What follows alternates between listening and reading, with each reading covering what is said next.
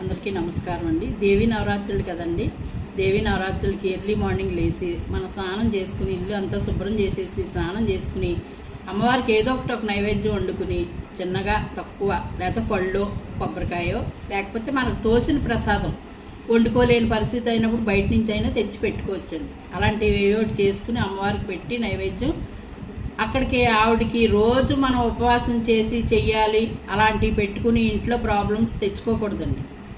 చక్కగా చేసేసుకుని వంట వార్పు చేసుకుని పిల్లల్ని భర్తని చక్కబెట్టుకుని మనం కావాల్సినవి అన్నీ సమకూర్చుకుని సంసారానికి సంబంధించిన పనులన్నీ చేసుకునేలాగా ఆ 10 రోజులు నీసు మాంసాలు మానేసి చక్కగా ఉండి పొందిగ్గా భర్తను బయటికి పంపించుకుని పిల్లలనేమో శుభ్రం చేసుకుని, ఎందుకంటే స్కూల్ సెలవు కదా ఇంట్లో ఉంటారు, వాళ్ళకి కావాల్సిన ఏమన్నా అమర్చి పెట్టుకుని ఆ రకంగా ఉండాలండి. ఇంట్లో పెద్దవాళ్ళు ఉన్నారనుకోండి, వాళ్ళకి మెడిసిన్ అని వాళ్ళకి టిఫిన్ అని భోజనం అని అన్నీ సమకూర్చుకొని